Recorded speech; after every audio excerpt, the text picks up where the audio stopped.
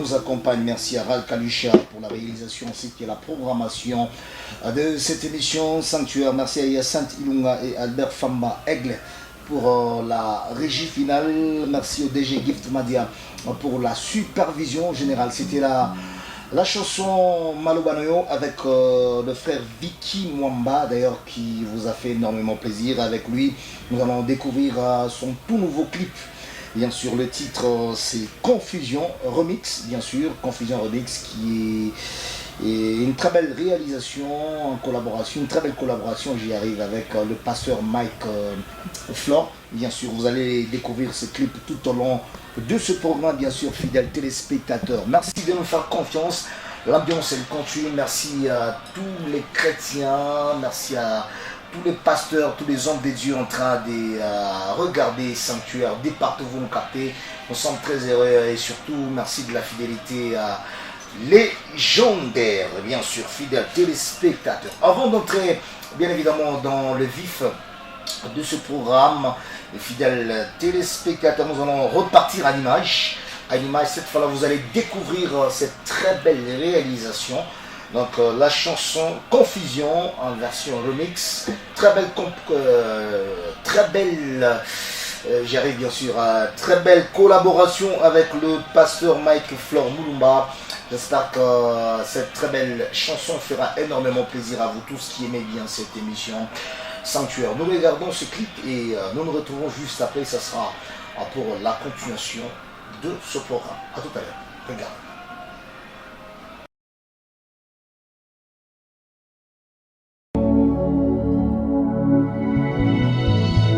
Gloire à toi, les dieux de l'impossible, les dieux des confusions. Bazela kiliwana ngai, kasi nzambo tie confusion kati na bango. Bayaki na butu po baboma ngai, bakuti banjelo na yo liboso lopango na ngai. Bakozela liwana ngai, kasi bakomona ngote. Alléluia.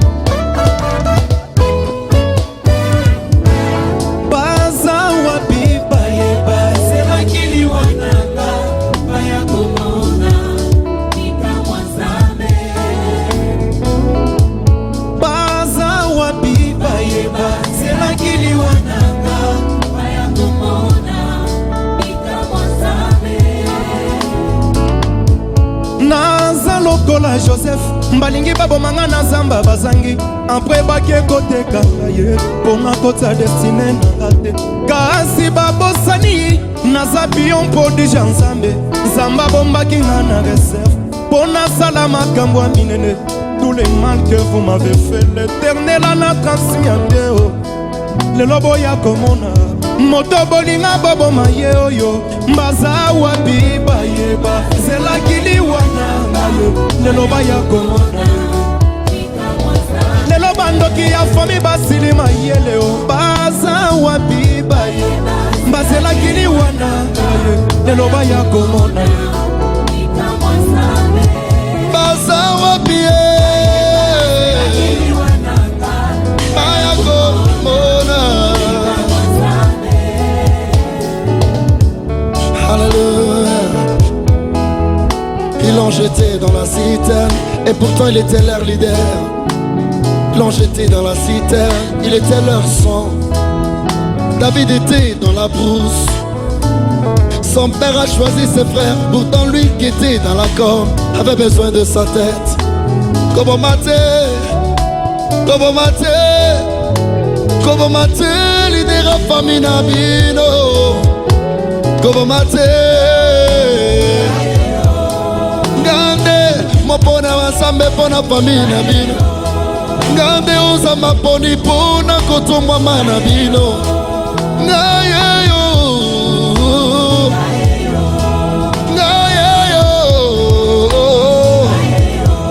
oza wapie.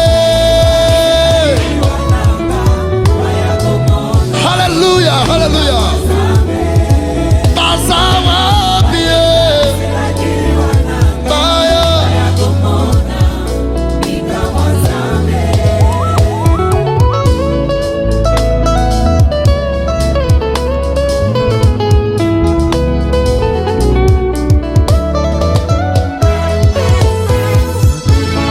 Bangona ya vinanga, zamba tie bangona confusion. Bangona ya libala nanga, zamba tie bangona confusion. Mabe balinga kie komelanga, zamba change yango bolamwe.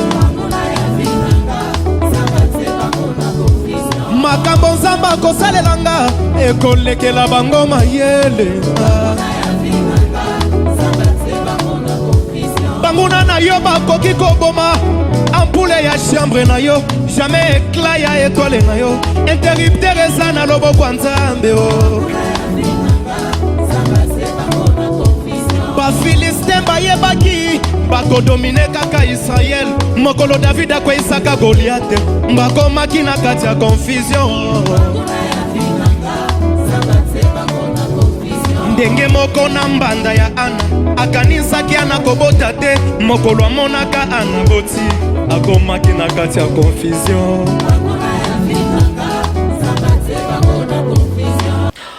Voilà, bien sûr, fidèles téléspectateurs, c'était là cette très belle collaboration avec le frère Mike Flor Mulumba. Donc, vous avez découvert le frère Vicky Mwamba aux côtés du pasteur Mike Flor Mulumba. J'espère que cette très belle collaboration vous a fait énormément plaisir. Frère Vicky, bonjour et bienvenue. Bonjour, papa, merci. Bonne santé, ça va? La toute première fois que nous vous recevons dans cette émission, comment vous vous sentez? Non, je me sens très très à l'aise. D'ailleurs, c'est parmi les missions les plus suivies de la ville. Je suis content d'y être. Ouais, c'est polémique au bandi. T'es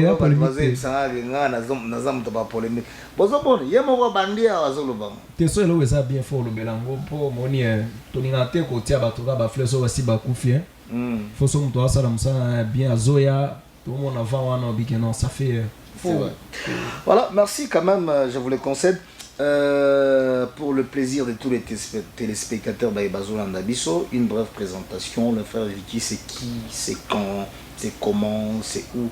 Parce qu'ils abattent sous dans Yebioté, c'est pour la toute première effectivement, fois. Effectivement, oui. On a TV, moi présentation, Mouki, on a eu ça là bien.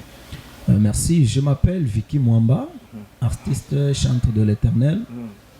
J'évolue ici à Lubumbashi. Pour le moment. Pour le moment. Ouais. Musique au banda quand? En fait, musique au banda Kala, bon, j'ai commencé ma carrière, c'était ma toute première fois de monter sur scène. Hein. D'une manière professionnelle. D'une manière professionnelle. Une carrière professionnelle. Wana na banda on a 2009. En 2009. Oui. Donc on a mon asika Nicolo. Ah, bon, c'est ça. Voilà, frère Vicky à son actif. Banzembo, nous avons Malobanayo, nous avons Confusion, nous avons Confusion Remix. Nous avons donc 3 titres à votre actif. Ah oui. C'est ça? C'est pas seulement 3 titres. Avant, c'est 3 titres. Donc on est dans ma petite avant, on a toi qui n'a étoile. Album. Oui, oui. Et ça a combien de titres? Et ça a 3 titres. C'était juste Maxi Singer, tout ça qui est en 2017, je pense. Ok. Zaki Bangan Zambé, Étoile, et Jésus m'a sauvé. Bon, malheureusement, que ces temps-là, on avait eu trop de problèmes avec celui qui était comme partenaire, producteur. On a eu beaucoup de difficultés, alors on n'a pas eu le temps de faire la promotion. Ok. On est resté tout en travaillant, mais Dieu a fait grâce cette fois-ci, d'autres chemins se sont ouverts et puis on est là. Le clip que nous venons de regarder tantôt, Confusion, en collaboration avec le pasteur Mike Flor, je ne sais pas qui est allé vers qui. Yondo Kenaki vers pasteur Mike ou bien pasteur Mike Ndayakepana? Bon, c'est moi qui suis parti vers lui. Mais... Apparemment, il y a des modèles, s'il faut le dire. Parce que nous avons des coiffures. Tes modèles, tes modèles, on a. Si on a ça, on a constat. Coiffure, pasteur Mike, Bagosa Djibala, oui, Bagosa Djibala. Ah! Bon, problème est ça, dans mon kili. Ral Kalusha. Parce que on a ribala, il y a un ribala, on a mandé beaucoup. Donc, modèle moi, ce n'est pas aussi mauvais. Ils appellent ma bête. Ils ont copié ou soit ma ligne. Non, non, non, non, copié. Bon, on a le bandeni. Comment est-ce que le bandeni? Donc, mon tour est comme il ça. Bon, on a changé, modèle. Parce que dans la musique, quand vous travaillez, il y a toujours un modèle.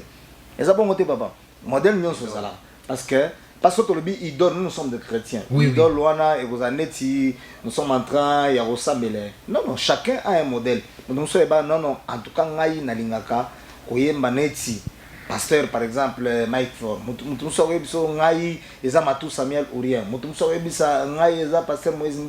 C'est comme ça, ce n'est pas un péché. Parce que ce sont les grands qui vous ont précédé dans ce métier. Bon, non, vous avez raison parce que vous n'êtes pas le premier journaliste à me poser cette question. C'est comme modèle, nous avons. D'ailleurs, vous n'allez pas répondre. Mais vous répondre, Koloba ke modèle na musique a un background au pena total kabango na TV depuis bon mois na. Yo za modèle te pour na modèle pena boy ate.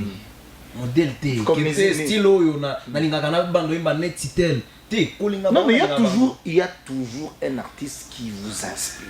na cadre ndule za kaka artiste moko a inspiré yo omana ke moi mutapesanga gu ya koyemba mutapesanga gu ya koyemba eza mututel mutapesanga gu ya kosala boye eza tel pasteur eza bon même dans la prédication kolinga na linga ka bango makasi pe na linga ka nakoma neti bango me koloba ke te mutonde azaka neti moi idona nga donc na linga na sala ka neti ye te na linga na yemba neti ye wana des problèmes wana c'est à ce niveau là que moi j'ai un problème yo za na modèle te yo za na yo frère Vicky na ndenge na yo kaka na ndenge na ngai pe nazo ebate mais ba grand wana j'ai beaucoup de respect pour eux parce que baza bato basi basa moko pe na neti vieux Mike Flore le vieux Mike Kalambai, Pasteur Moïse Mbie, vieux Mato Samuel, basé belé, ba grand o batiki ba empreinte na bango na musique ya gospel ya Congo. O pena na bakate, o pena ba niveau, eza ba cible pena ona linga kena koma. Ben ko bakete na linga na bando yemba neti oyo te, na linginde eyembeli na bango na ba luvel ba atteindre déjà que na kokoma peme baza na net moko pe okolinga pe moko afiro na bango te mais tout monde est na clip depuis nzamba kelinga na libanzi bon na libanzi siko quelle coïncidence soki moto kuna pe ana libanzi quelle coïncidence donc Mike Flore atiki boye mandefu yo pe otiki libanzi quelle coïncidence ezaka coïncidence hein bon et ça te na tiki pamba pour yo ebike yo sala basuki belé na moto so donc ata so tiki mande vous te oza bien siko ngana na suki te siko so na tiki ya motiki ye pas na suki te bazaka coïncidence ba to quand même ba comprendre que ezaka coïncidence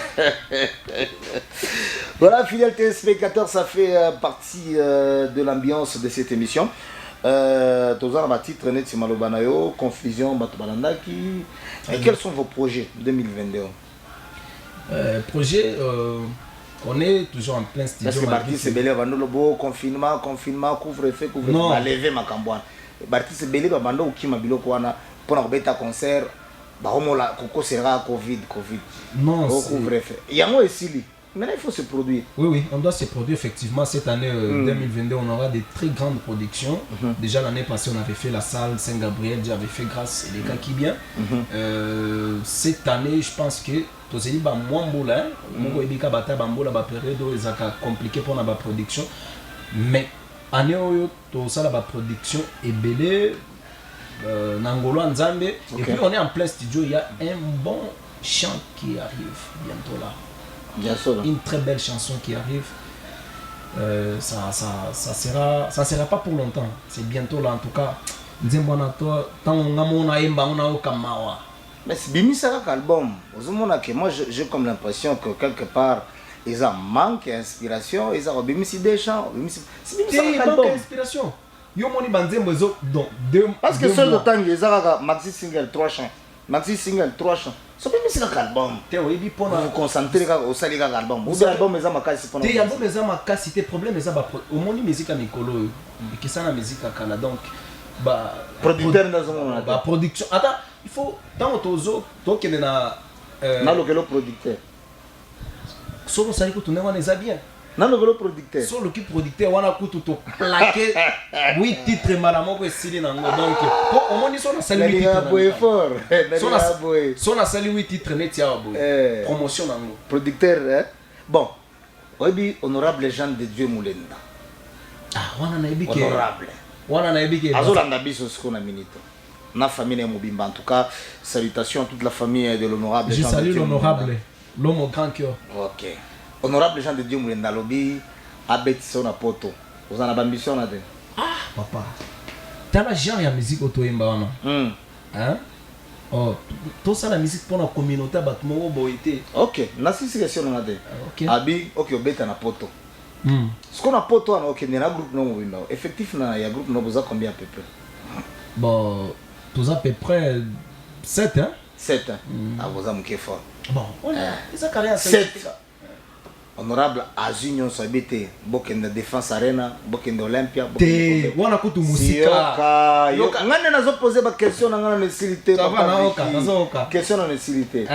Abi oki obeta na poto. Ce qu'on a poto wana, excepté ton groupe. Hein? Groupe nyoso okende. maestro bato nyonso bakokende sikoyo abi opona sur 5 musiciens ya Lubumbashi et quoi accompagner yo, j'espère que j'ai bien prononcé. 5 musiciens bale batakushindikiza bao ba ko accompagner ba accompagner na bon zo mangaka na terrain mo boyo pena weza ngai musala na ngeza ba question papa nalobi mabe musala na ngeza ba question yo musala na yo eza ba réponse na koyemba bon c'est comment maka bongo kaka donc c'est nde bon nde émission ou ça veut yo poser na kasi ba question OK abi ozwa 5 musiciens à Lubumbashi au bako accompagner on a poto vous comprendre na OK logement makambo nyonso caché yango papa Vikizwa au ba musicien liboso nani vient na Lionel Daniel OK deuxième musicien troisième Alkambumba deuxième Bazali na troisième bon vient na pe de Mulumbaza quatrième Gelor Songo cinquième malgré Nicolas Clarisse Clarisse Bola maman Clarisse Dagonza au bout ça ne vient ma fleur vieux yo le bilo Lubumbashi tala vieux mais c'est pas Zoya aya mabeta kana bon so que abetia to ebika te via za top level à top level donc ba tangi baza level assez Alkambumba maestro niveau ya chini non papa na bita intervenir na niveau wana Alkambumba niveau ya chini selon yo Daniel Lionel niveau ya chini selon yo non ti oyebi ata histoire ya ba talent eza bongo te eza bangene mais sur le top level c'est niveau à l'école bon nayoki na ndenge ya na nisiko na expliquer biso wa kozana nini au lobby provincial netiba awa siko eza niveau national n'était Mike Fleur vient joue ici il vient mais il ne reste pas ici non Alkambumba maestro abetaka na bazambi abetaka na bazimbabwe azalaka na ye awa nde avandaka awa siko ve Mike ayaka na ye mais azala na ye mutu akini neti ba musicien awa bao baza niveau de koleza bana ba musicien nyonso wana baza moto nyonso aza na ta na ye oyo kabiso te toloba malembe ba musicien Lubumbashi selo yo nani quand même aza niveau de kolo top level parce que mo wana eza yo mo nde lobi amo pour la mi-temps oyo bango nyonso baza niveau mo pour la mi-temps oyo te ba grand artiste baza ba grand artiste pena top level baza beta ata top 10 top 10 yani ba mais bakaisa yo on m'a na batteron te bo ça na même na parler mabe bon na so pena olingo ko tsanga na univers moko boye ya makasi pena o na ko bima boye ba ko bota ke tala pecho donc ngana na ibiki awa il y a des grands artistes mais problème ezande ya ba en tout cas fidèles téléspectateurs je vais plus poser de questions je vais laisser papa Vicky Mwamba yemoko banda ko yemba kaka po ba question nga ezande ngeni en tout cas oza unique na genre na yo na bon on a changé question. En tant qu'artiste musicien, Papa Vicky, c'est la toute première fois que les gens te découvrent dans cette émission. On les rappelle, on a une mission, on va confirmer Soussou, mais dans cette émission. Qu'est-ce que tu regrettes dans les chefs des artistes musiciens locaux? En quelque sorte, musiciens, on regrette dans les chefs des artistes.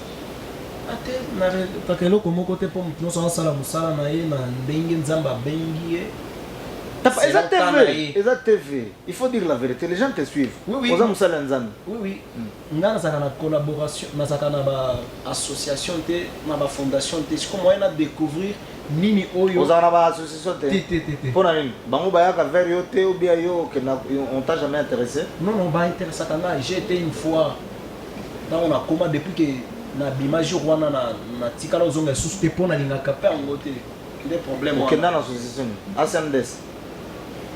Te masina bosana ngo IMC ya bana ni president na parce que ezakala Sir Mireille nde amemanga kuna Sir Mireille Pongo nde mutu amemanga kuna ba association to yebeza ya president Emalumbu na ba Emalumbu d'ailleurs que je salue na ba Jérémy Be acoustique na président Yves Aiglon, Yves Kassongo, Aiglon, on appelle Simbote. Il y a une association qui est en train de kokota en association côté pour na yeba quelque part na ba makambo association na ba que ils se soutiennent mutuellement. Si l'artiste n'a pas de moyens, bah on continue dans le studio. Je vois que c'est aussi c'est aussi bénéfique. Soutien. Ah, mais ok, n'a raté on a informé. Soutien. Yo le bio qui n'a raté. Ouais, ça en réalité belé vraiment oyo moko ebike. Na yebite pour promouvoir. C'est long. C'est long ba association ba musiciens. L'objectif là bango ezalara pour soutenir les musiciens chrétiens. Silisa Oazana Mbongo te ya kokota studio bakokota bakobeta bakozoye batindi pas ingénieur John Kitoko enregistré John Kitoko full power maison na ya production ça s'appelle une association.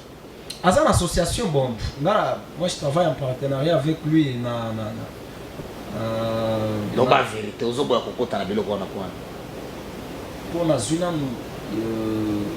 président Emma Azolanda. National raison te akokota kuna so nazu raison moko akokota na kota na ngai mais pour le moment na azana concentré na moko pour na bundana na bitumbango ezama kasi pena.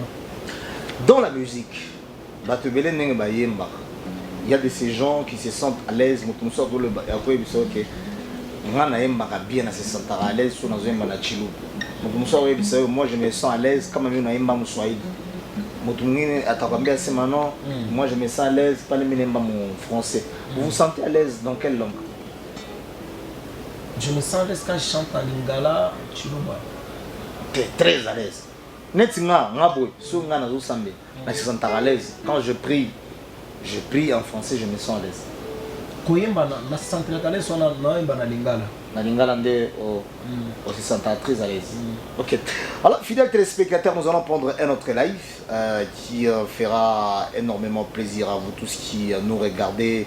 Merci à Yannick Mbombo Kabarebe, les Wanted, les recherchés, en train de suivre cette émission. Un grand merci à Jérémy Ndala Wabadi la Poisson depuis Choisiland. Il m'a méfié pas Camille, le directeur. Jérémy Ndala Wabadi la Poisson depuis Choisiland. Et puis l'émission Bazola Nango na poto. C'est vrai? Ils sont à YouTube. So quand tu es YouTube, on commis émission Sanctuaire. Tous les producteurs, kuna tala pena. Omoni okata kinga maloba na liana lobelo komoko. Na lobaki. Ah so katinga na tik. Omoni oseva komoko ceux qui honorable Jean de Dieu a proposé à que tomber dans terrain où concert en plein air terrain où ezala na kasi ça boye na Rocaria. Loba caméra moi. To beti pena senga honorable Azolanda. Honorable Jean de Dieu Moulenda l'homme au grand cœur. Naibi que mina jua honorable mon gospel mina c'est mon gana mon projet bien sana mais mina penda qu'on ekuwe mtu wa kwanza wa ule honorable ata produire moi terrain ya KCC tupige mbele full pale ya munene tout ça en plein air pale par terrain à Rocaria pour mouler mon KCC mouler tunapika mbele full pale honorable Archiki. Honorable, c'est parmi bantu wale basema ben atimiza donc kama na sema tu que non uta des produits pas tapika full pale. Ça après makuta na tenda na. Non, tous les offerings quoi banani. Soma na offerings tous basaidia. Warande makambu. Mbongo na kende. Parce honorable la zone de l'émission la biso. OK. Papa shakushikia. Sasa ile mama kuta hotel, elle est le directeur. Il est maman côté il était là. Ça veut dire quand tu barfelin avant un problème honorable Chiquet a fait effort tu es dans mon honorable tu t'en présenter projet en tout cas ça c'est une bonne chose projet il est là pour tout le monde en tout cas il c'est l'œuvre de Dieu et on parle de Dieu à battre beauté et puis si en tout cas il compartant atami ça dit sans problème aucun voilà. Fidèles téléspectateurs, nous allons prendre ce live, bien sûr, qui fera énormément plaisir à vous tous qui aimez cette émission. Juste après, nous allons revenir, ce sera peut-être pour mettre le point sur les i. Suivez.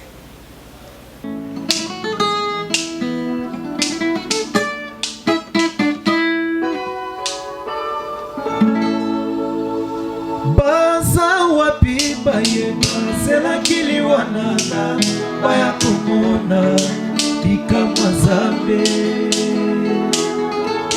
baza wapi bayeba zelakili wananga baya komona bikamwa Nzambe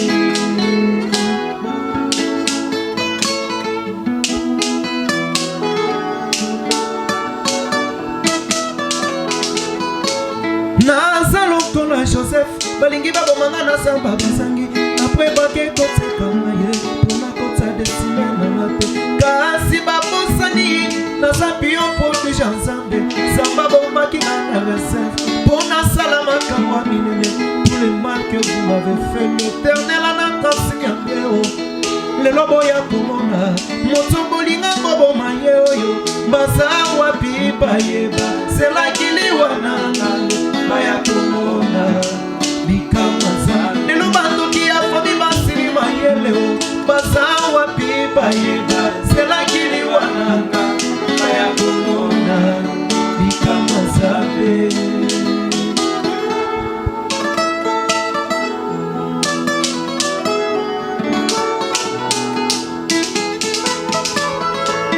wapi bakuna na yo baye balobela yo mabe lelo baya komona moto balobaki kozala malheureux yo ya komi lelo intéressant moto balobaka kobala te yo ya vandi na ndako ya lilola moto balobaki kosuka mabe yo ya koni bitumba mingi moto batielaka ye poso yo ya saka komisa te makanisi na bango nyonso mabe Nzambe atie bango na confusion lelo baya komona moto balinga baboma ye oyo baza wapi bayeba selakili wananga baya komona bikamwa Nzambe bakomi monanga na nzela bazobanga baza wapi bayeba selakili wananga baya komona bikamwa Nzambe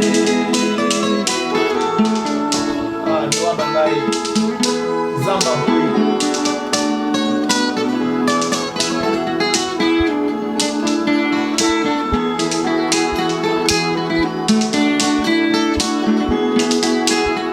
liwananga Zamba boy liwananga Zamba boy liwananga ye liwananga Zamba boy liwananga ye liwananga ye balingaki babomanga liwananga ye kwa Nzambe kati nanga liwananga ye kodise liwananga liwananga ye liwananga ye liwananga ye batielaki nga mitambo liwananga ye Zamba boy bakundanga oh Zamba boy.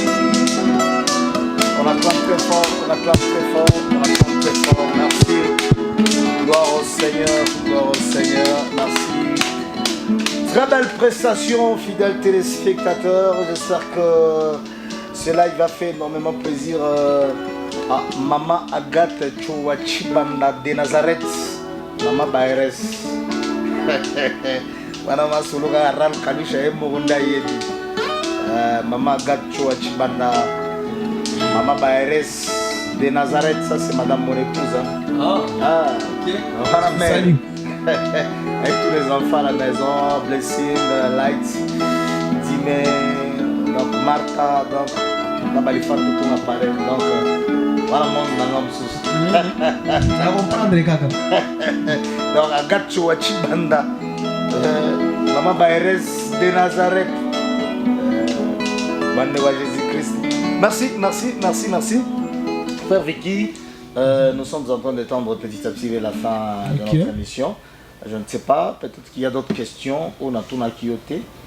Là, tu peux parler à cœur ouvert, votre caméra, elle est là. Merci. Peut-être Maroba Moussous Oyo, vous avez un peu Yebisa, téléspectateurs, mais je n'ai pas eu peut-être le temps de poser cette question. Vous pouvez aussi vous exprimer librement, profiter aussi de l'occasion, donner le numéro de contact pour soutenir la prière d'une manière financière aussi, en quelque sorte. Merci. Premièrement, je voulais donner d'abord mes coordonnées. Ok. Pour tous ceux qui veulent nous contacter, on est au 097 283 75 43 097 283 75 43. Écrivez-nous, on est là, on va vous répondre. Veuillez aussi vous abonner sur notre chaîne YouTube. C'est Vicky Mwamba. Notre page Facebook, c'est Vicky Mwamba officiel. En tout cas, téléchargez la chanson Malobanayo. Téléchargez les nouveaux lives, le remix avec le pasteur Mike Flore. C'est déjà disponible sur toutes les plateformes de téléchargement. Okay. En tout cas, vous serez édifié, consolé dès que vous suivrez ces chansons. Des fois, on a fait écouter, mais quand on a téléchargé, on a fait pole par nous, on a comprendre mon message. Il y a bien un monde qui fortifié, qui s'émezé à terre, qui pitia. Merci beaucoup, papa. C'est moi qui vous remercie pour nous avoir invités. Merci à vous aussi d'avoir honoré l'invitation. En tout cas, c'est un difficulté à vous Swahili. Ah oui, Swahili. Ah oui, on sait tout bien. On sait tout bien. On sait tout bien, Swahili, on sait pas tout bien, frère. Une dernière question, pardon. Si on a fait derrière le temps, là-bas, église. On vous invite dans différentes églises. Rapidement, ceux qui ont invité dans l'église, on a combien? Si on a invité dans l'église, tu peux demander combien? Bah, bon, combien? Té, ko tu as pris té. Tu as mis ça à vendre, c'est ma. Tu as pris té. Ah, d'accord. Pour aller au Bolivar, pour le battre, on a eu des musiciens au Baloba, on a il faut cacher 1500 $. Moi, je connais les artistes musiciens chrétiens. On s'assure. Papa, demande à Ngaï. Bon. D'inviter mon tour pour aller il faut cacher à autant, cacher à autant, cacher à autant. On connaît. Yo, il y a caché ça combien? Condition Nangaï. Exact que. Le révérend docteur Fanfa Mombaka Bongwalia Bantou, Assemblée chrétienne Bethel. On vient à 2 semaines avant. Pour écouter que jour une semaine avant on a sous place monsieur Naoimba. Pour un bimaneti aventurier était. On a zango 2 semaines avant. 2 semaines avant. Otawala ko kumba biabule wa benyo na to anemba biabule anatoka nini? Si ndio vile papa vécu. OK. Donc apôtre Antipas Gelor depuis Kolwezi. Ou bien ozana lelo msoko bakiza. Yo beningai mon père soko bengie aye. Aye mbina ye. Soko lo bikende akina ye. Ah, frère Vicky. Donc ils ont dépendre dans le faut moi. Frère Vicky faut moi. C'est faut moi ngai. Soko mina mo beninga na ye na MBT esili. Na mo na futere so bango transport. Na ko na futere dans transport. To yembi esili. To ko misinzambe après on a foutu sur le transport et tout ça. On a le commandant il m'a TV compliqué.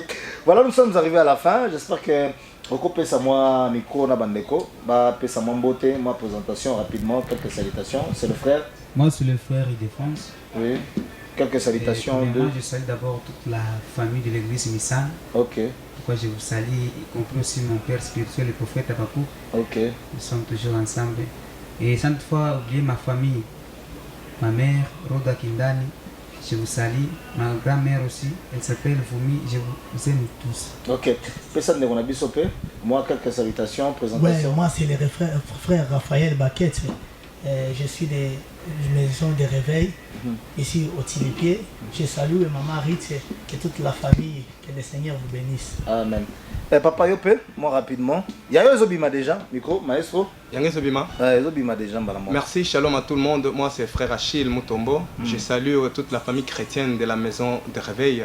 Et je salue ma très chère épouse Sephora et tous mes enfants. Que Dieu vous bénisse. Oh non, le bébé bien fort. Mère de mère. Yo pose à marier. T'es dans un marié, t'es. Voilà, rapidement, quelques salutations. Bonjour, bonsoir à tous. Moi, c'est le frère Moïse, le clavieriste. Je salue tout le monde qui me connaissent. Je salue l'apôtre John Madila. Je salue toute ma famille. Je vous salue tous. Ok, merci fidèle téléspectateur. Au PC, on a fait ça fait battement beauté. Nago si c'est mission beauté. Nago si c'est mission beauté. Sans saluer mon grand frère que j'aime bien, Papa Joe. En tout cas, je peux pas vous oubliez quand même, comme ça l'émission sans qu'on salue bien toute la famille. Maman Qu'est-ce que tu fiancé dans un beau thème, en passant? J'ai salué toutes les sœurs en Christ. Fiancé, c'est un beau thème.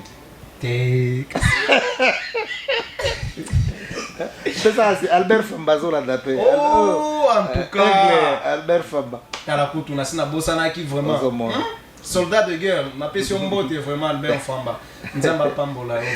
Voilà, merci frère Vicky d'être venu. J'espère que quelque chose a été compliqué. Tu n'as vraiment ma casse ambiance à boy. Écoute, tu n'as pas émission à la table à 2 heures du temps. Tu as ambiance à Kitoko vraiment. Directeur,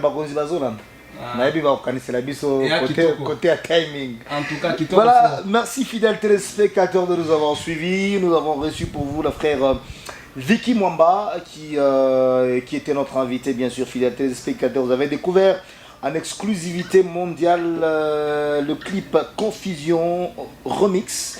Bien sûr, une très belle collaboration entre le frère Vicky Mwamba et le pasteur Mike Flore. Et nous vous avons aussi proposé les lives, bien sûr, fidèles téléspectateurs. Grand merci à Ral Kalusha qui était à la réalisation ainsi qu'à la programmation de cette émission. Merci à Yacinthe Ilunga et Albert Famba Aigle pour la régie finale. Merci au DG Gift Madia pour la supervision générale. Merci aussi à l'honorable Jean de Dieu Moulenda. Merci à l'honorable Jean de Dieu Moulenda pour le soutien, l'amour et la considération. Merci papa en tout cas pour le soutien, l'amour et la considération. C'est déjà une très grande chose que vous nous accordez. Vous nous accordez la confiance, l'amour, vous nous soutenez, la considération. Merci à l'honorable Jean de Dieu Moulenda qui a suivi cette émission et toute sa famille. Nous pensons à vous, que le bon Dieu vous bénisse, qu'il vous donne toujours ses grands cœurs pour aider les gens. Bien sûr, fidèles téléspectateurs, vous allez retrouver cette émission en rediffusion. Ça sera le dimanche à partir de 15h. Voilà ce que nous puissions vous recevoir dans le sanctuaire. Il y a un numéro qui est affiché au bas de l'écran. Vous appelez à ce numéro. Soit vous nous faites un message sur WhatsApp. Nous allons nous entretenir sans problème aucun. Cette émission aussi est suivie en ligne. Abonnez-vous sur notre chaîne YouTube. Émission Sanctuaire. Vous vous abonnez pour ne rien rater, bien évidemment. Merci à vous tous. Merci à tous les chrétiens. Vous êtes très nombreux. Merci d'avoir suivi Sanctuaire. J'espère que nous allons vous retrouver prochainement avec un autre invité et toujours avec aussi la même détermination. D'ici là, portez-vous bien.